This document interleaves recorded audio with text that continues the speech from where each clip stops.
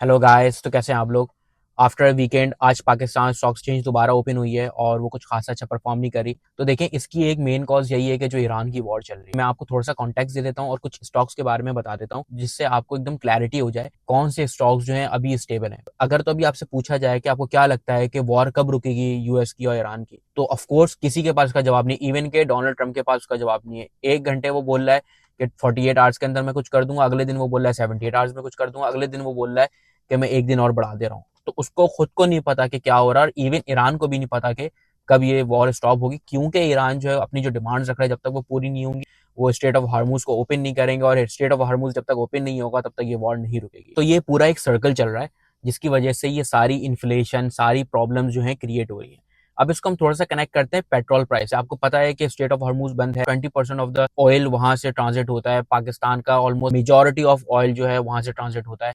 पाकिस्तान के अंदर ऑलरेडी बहुत ज्यादा हाइक है फ्यूल प्राइसेस की। तो इसमें समझने की चीज इस तरह की है कि जब आपके पेट्रोल के प्राइस बढ़ेंगे ना, आपके फ्यूल के प्राइस इंक्रीज होंगे, ओवरऑल सप्लाई चेन पे इफेक्ट पड़ेगा। मैंने आपसे शुरू वक्त से मैं आपसे कह रहा हूं कि जो ईरान और यूएस की वॉर हो रही है उससे आपकी सप्लाई चेन बहुत ज्यादा हिट होने वाली है, आपके सारे स्टॉक इफेक्ट करेंगे। इसीलिए मैंने आपको हमेशा से कहा था क्रिप्टो करेंसी, गोल्ड, और अगर पाकिस्तान स्टॉक एक्सचेंज में देख रहे हैं तो बैंकिंग सेक्टर। पाकिस्तान का बैंकिंग सेक्टर जो है ना वो रूट है, वो सारा फाइनेंशियल हब चला रहा है। बैंकिंग सेक्टर के अंदर आपका क्या आ रहा है, रियल एस्टेट चल रही है तो वो बैंकिंग सेक्टर से चल रही है, बाहर से कोई रेमिटेंस आ रही है तो वो बैंकिंग सेक्टर में आ रही है, कोई लोन आ रहा है, आईएमएफ का लोन आ रहा है तो वो बैंकिंग सेक्टर से अटैच हो रहा है, कोई डेवलपमेंट लोन आ रहा है, वर्ल्ड बैंक डेवलपमेंट लोन दे रहा है कि भाई कराची के अंदर रोडें बनानी है तो वो बैंकिंग सेक्टर के थ्रू आ रहा है, मेडिकल लोन आ रहा है, फितरा जक़ात जो भी चीजें फंड्स आ रहे हैं, चैरिटी हो रही है, जो भी हो रही है, वो सब बैंकिंग सेक्टर के थ्रू आ रहा है। तो बैंक का बिजनेस ओवरऑल चल रहा है। हाँ, आपको स्टॉक्स में दिखेगा कि बैंक नीचे जा रहा है, ऊपर जा रहा है, ये हो रहा है, वो हो रहा है, बट बैंक जो है आपको इवेंचुअली प्रॉफिट देगा एनी हाउ।